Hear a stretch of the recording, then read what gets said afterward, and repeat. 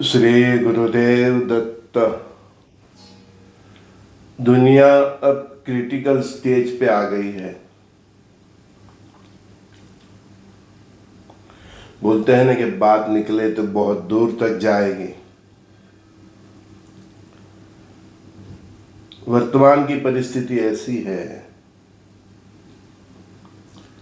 कि ईरान ने अमेरिका के वर्चस्व के ऊपर बहुत बड़ा प्रहार किया है और ये वल माफिया, मैं अमेरिका को वल माफिया ही बोलूँगा, महासत्ता है, उसके लोग वहाँ सुखी है। कहीं इंडियंस भी जाके उधर सुखी है क्योंकि उसके डॉलर का वर्चस्व है। तो अब जो ये प्रादेशिक लड़ाई थी कि जो लड़ाई केवल रसिया यूक्रेन के बीच थी, वो यूरोप तक इसकी असर दिखने लगी है क्योंकि यूरोप वाले भी उसमें कुछ ना कुछ फाइनेंशियली कहीं ना कहीं शस्त्र से मतलब उसमें वो लोग भी उनके साथ बिजी हैं। तो पूरे यूरोप की भी आर्थिक बर्बादी हो रही है और इधर मिडल ईस्ट में चाइना ने अमेरिका को ज़बरदस्त फंसा दिया है। अमेरिका भी देख रहा है कि जिस तरह से रसिया पिछले 4-4.5 साल से फंसा हुआ है, उस तरह मुझे इधर फंसाने की कोशिश हो रही है। तो वो 10-15 दिन का युद्ध करके वापस बैठ जाता है। सीज फायर हो रहा है, बस इस भ्रम में दुनिया को डालता रहता है। वो चाहता है कि मैं इसमें कंटिन्यूस ना फंसूं।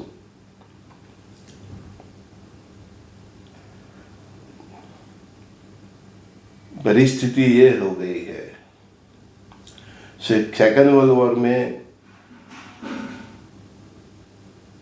जो परिस्थिति निर्माण हुई थी वही परिस्थिति ईरान ने अमेरिका की कर दी है। सेकेंड वर्ल्ड वॉर में जापान ने अमेरिका की इसी तरह की मतलब हालत कर दी थी। तो अब अमेरिका का जो वर्चस्व है, उसका जो नाम है, अमेरिका जो ब्रांड है, महासत्ता का जो ब्रांड है, वो ब्रांड को बरकरार रखने के लिए वो ईरान के साथ कुछ भी ऐसा कर सकता है कि जिससे ईरान को पलटवार करने का भी मौका न मिले। देखो, आप शेर को छेड़ोगे, उसको 2 लाफा भी मार दोगे तो आप ये समझ लोगे कि बंदर जीत गया। तो वो तो आपकी गलत फहमी है। तो शेर तो त्रार करेगा, वो पीछे घटेगा, फिर अचानक से भयंकर आपके ऊपर वार करेगा। तो वही मुद्रा में अभी अमेरिका दिख रहा है। ट्रम्प की बहुत हंसी हो रही है, अमेरिकन आर्मी की बहुत हंसी हो रही है। तो वो परिस्थिति में और विश्व के शहंशाह का अपना जो लेबल है उसको बरकरार रखने के लिए, अपने डॉलर का वर्चस्व बरकरार रखने के लिए वो ईरान के साथ कुछ भी भला कर सकता है और उसका एक पैरामीटर वो भारत पाकिस्तान बॉर्डर के ऊपर भी खोल सकता है। तो हम सब ऐसे सिटीजन, एक आम नागरिक, हम सब की दृष्टि अभी इस विश्व की परिस्थिति पे रहनी चाहिए क्योंकि विश्व की जो परिस्थिति होगी उसके हिसाब से जो इकोनॉमी बर्बाद होगी तो वो इकोनॉमी हमारे किचन तक आने वाली है। हमारे खाने पीने रहने की जो स्टाइल है वो सब डिस्टर्ब होने वाली है। हमारा घर खर्चा जो 30,000 है अभी, वो 45,000, 50,000 हो सकता है, 60,000 भी हो सकता है। भारत सरकार के भी कंट्रोल बाहर आ सकती है पोजीशन। और केवल ये भारत की मैं बात नहीं कर रहा हूँ, मैं पूरे विश्व की बात कर रहा हूँ। तो पूरे विश्व में 800-900 करोड़ जितनी भी प्रजा है ये परिस्थिति को अब झेल सकती है।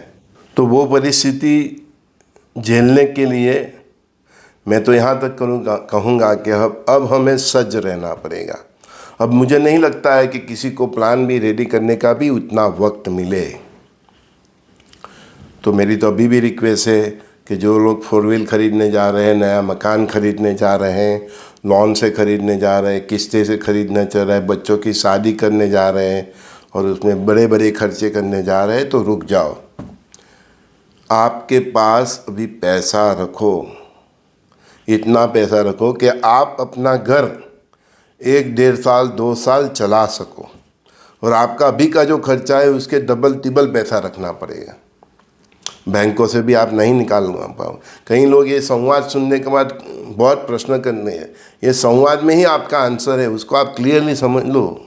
मुझे पूछ रहे गुरुदेव, आप जो इंडिया के 1.5 साल की बात कर रहे हो कि 1.5 साल 150 साल जैसा बीतेगा, तो वो कब कब आएगा? वो कब आएगा मतलब वो हम काल चक्र में ही है, फंसे हुए हैं हम भी। ये सरकार की स्मार्टनेस है कि वो उसमें से निकल रही है, नहीं तो जो फर्स्ट टाइम जो ऑपरेशन हुआ था सिंदूर, उसी टाइम हम फंस गए होते। और जब ये ऑपरेशन सिंदूर ये अगस्त से भी शुरू हो सकता है। आप वहम में मत रहो, कब कब कब, अरे भाई बार बार क्यों पूछ रहे हो? समझ में नहीं आता। मैं हम वो वो जोशी बोलते हैं ना, हैं कि आपके पास 6 महीना है, जो करना है कर लो, आपके आयुष्य का 6 महीना है, 8 महीना है, 1 साल है, अब आपका कोई ठिकाना नहीं। कैंसर के दर्दी को डॉक्टर क्या बताए, भाई आपका अभी कोई ठिकाना नहीं, आप 1 साल जियोगे, 2 साल जियोगे या 3 साल जियो, बस हम वो परिस्थिति में हैं। हमारे पास अब समय नहीं है। अभी भी हो सकता है 2027 में, उसकी ऑरा बनी हुई है 2030 तक। दुनिया चाहे 2030 बोले, पर मैं बोल रहा हूँ कि ये विश्व युद्ध 2032 तक अटकने वाला नहीं है। ये जल प्रलय 2032 तक अटकने वाले नहीं है। ये भूकंप ज्वालामुखी विस्फोट 2032 तक अटकने वाले नहीं है, और दिन ब दिन बढ़ते जाएंगे। अभी देखो जितने भी रिसेंटली भूकंप आए, इंडोनेशिया में आए, कोलंबिया में आए, वेनेजुएला में आए, वो सब इक्वलेंट टू 7 के आसपास का है। तो इट्स अ वार्निंग, ये वार्निंग है। मैंने एक बार परमात्मा की कृपा से बोला था कि मोर देन 14 का इम्पैक्ट होगा।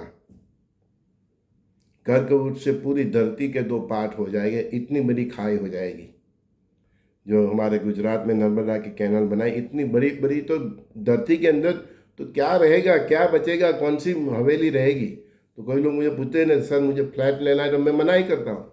वो बिल्डिंग रहेगी कैसे? इतना भूकंप में तो दुनिया की कितनी आबादी निकल जाएगी। अभी हिमालयन बेल्ट पूरा नेपाल तक का अभी रेडी है, कभी भी आ सकता है उत्तराखंड तक का। और हमारा गुजरात भी 6 जोन में आता है। गुजरात वाले भी रेडी ही रहो, रेडी ही रहो।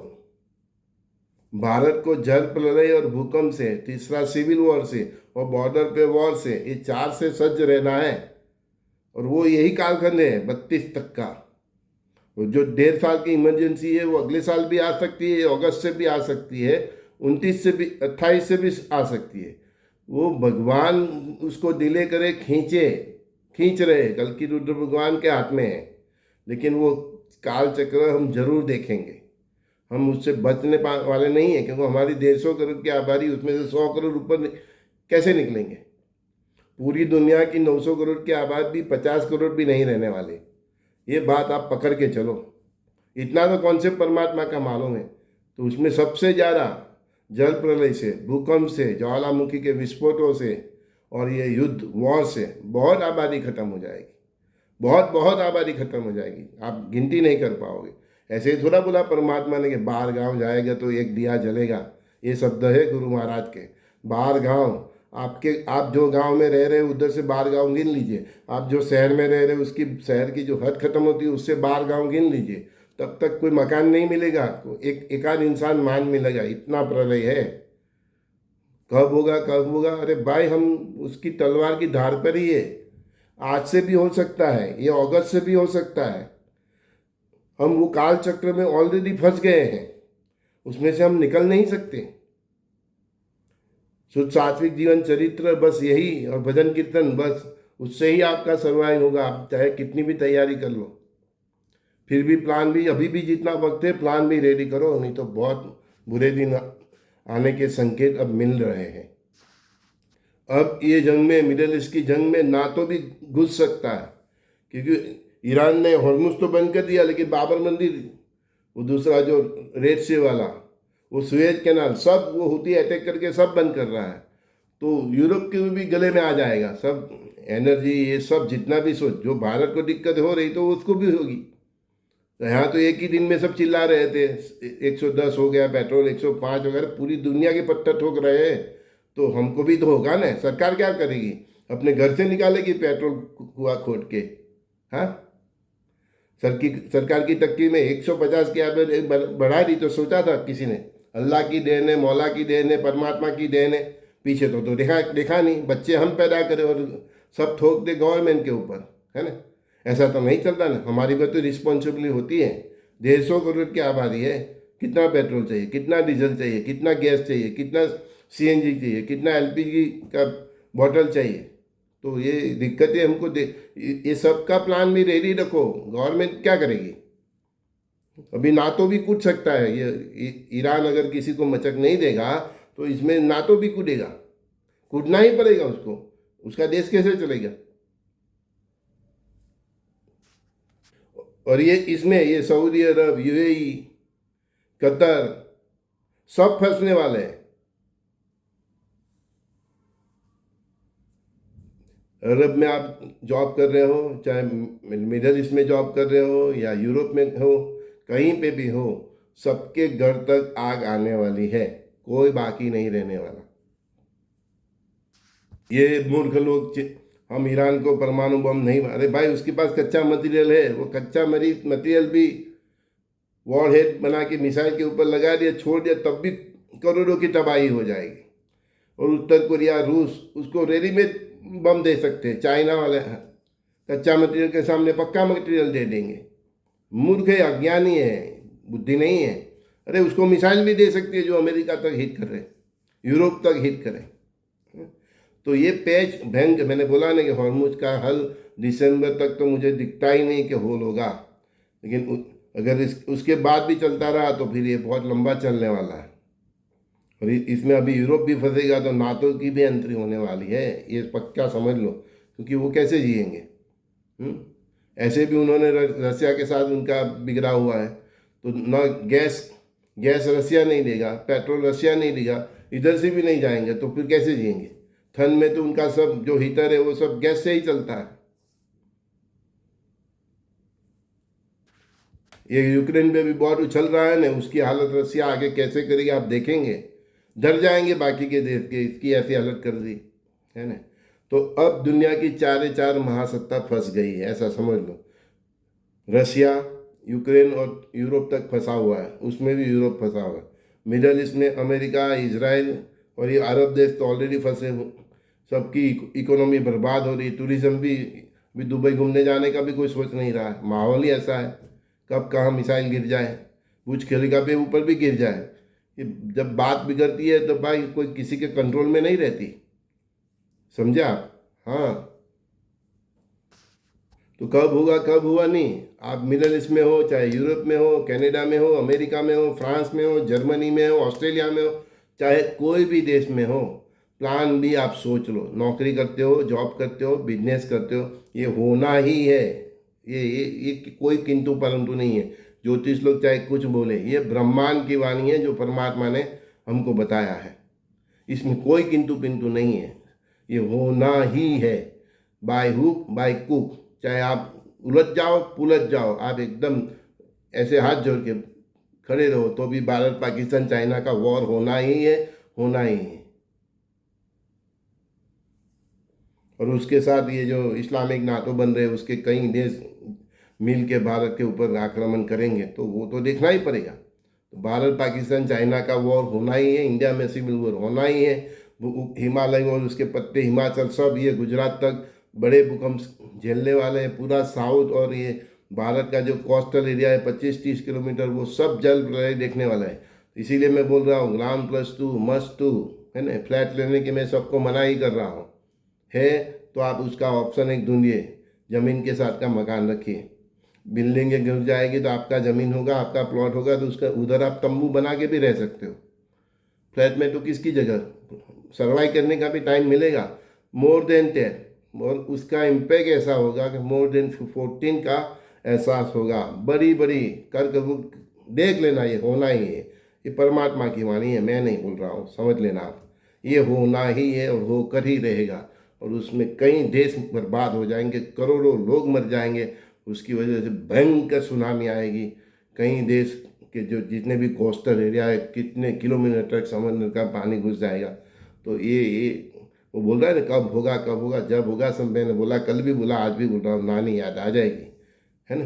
तो रेडी रहो। अगस्त से भी भारत पाकिस्तान चाइना का फ्रंट खुल सकता है। 27 से हम वो ऑरा में आ गए हैं। जितना भी हमको अभी चैन से जीने मिल रहा है, वो हमारे इष्ट देव, हमारी भक्ति और कल की रुद्र भगवान की इधर हाजिरी की वजह से हम अभी तक चैन से जी रहे हैं। और परमात्मा की कोशिश है कि बहुत कम नुकसान से भारत को बचाया जाए। लेकिन हमारे कर्म ही हमारे पीछे पड़ेंगे तो गुरुदेव क्या करेंगे, परमात्मा क्या करेंगे। इसलिए मैं बोल रहा हूँ कि आप अपना कर्म सुधारिए, आप अपना जीवन सुधारिए, शुद्ध सात्विक जीवन जिए, चरित्र संभालिए, सखा भाव से जिए, परस्पर देव भाव से जिए, वसुदेव कुटुंबकम भाव से जिए, पूरा विश्व एक परिवार है भाव से जिए। किसी भी पराये मंदिर, मस्जिद, गिरजाघर, चर्च को नुकसान मत करिए। पराई बहनों, माता को आपकी दृष्टि में अमीर रखिए। माता बहनों का रिस्पेक्ट कीजिए, भाइयों का रिस्पेक्ट कीजिए। नहीं तो आग आपके घर तक आएगी, चाहे आप दुनिया के किसी भी कोने में रह रहे होंगे। अभी समय बहुत क्रिटिकल फेज में हम आ गए हैं। इसलिए ये आप मेरी आवाज़ देखो, बोलता हूँ तो मेरे भी रोंगटे खड़े हो जाते हैं। हम बहुत क्रिटिकल पोजीशन में हैं। ये ऑरा थर्ड वर्ल्ड वॉर और युग परिवर्तन का टर्निंग पॉइंट है। ये कालखंड जिस दिन और जिस समय ये मैं बोल रहा हूँ, यहाँ से आगे का बहुत भयंकर फेज शुरू हो सकता है। तो इसीलिए मैं बोल रहा हूँ कि जितना भी सज होना हो जाइए। घर में शादी है तो लंबे शॉर्ट में बता दीजिए, वही पैसा आपको काम लगेगा। बंगला खरीदना है, फ्लैट खरीदना है, 4 व्हील खरीदना है, अगर आपकी गाड़ी मेंटेनेंस से अगले 4 साल 5 साल अभी भी चल सकती है तो उसको चलाइए। साल में 25-30 हज़ार का 50 हज़ार का गाड़ी में खर्चा आएगा, वो पोसाएगा, वो आप बर्दाश्त कर पाएंगे हैं। लेकिन आप किस्तें नहीं भर पाओगे। समझ में आया। अपना पुराना मकान है तो उसको मेंटेनेंस करके उसको रखिए। मैं भी अपने पुराना मकान का मेंटेनेंस ही करा रहा हूँ।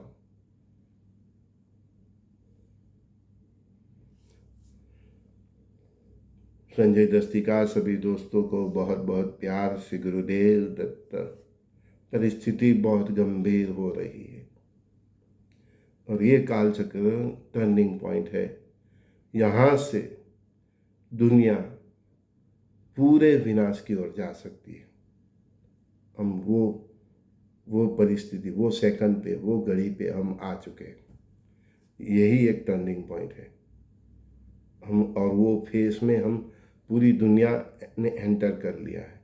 अमेरिका कभी भी कुछ भी कर सकता है, रशिया कभी भी कुछ भी कर सकता है, इजराइल कभी भी कुछ भी कर सकता है, उत्तर कोरिया कभी भी कुछ भी कर सकता है, और भारत पाकिस्तान चाइना की बॉर्डर कभी भी भड़क सकती है। अंदर हमारे देश में घुसे हुए ये रोहिंग्या कभी भी, समझ में आया। अभी जंतर मंतर पे ISI का पुलिस ने पकड़ा, है ना।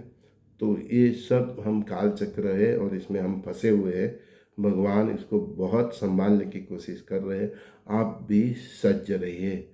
आप इस देश में हैं, परमात्मा इधर है, तो आप सबके ऊपर मुझ पे उनकी बहुत कृपा है। आपको भी अभी सज्ज रहना पड़ेगा। संजय दस्तिका सभी दोस्तों को बहुत बहुत प्यार श्री गुरुदेव दत्त। कई लोग सीधा फ़ोन करते हैं, ऐसी गलती मत करो। पूरे दिन हज़ारों फ़ोन आते हैं, है ना। तो व्हाट्सएप पे जो भी अपनी बात है वो मैसेज कीजिए या वॉइस मैसेज कीजिए। मेरे पास जब समय होगा मैं सुन लूँगा, है ना।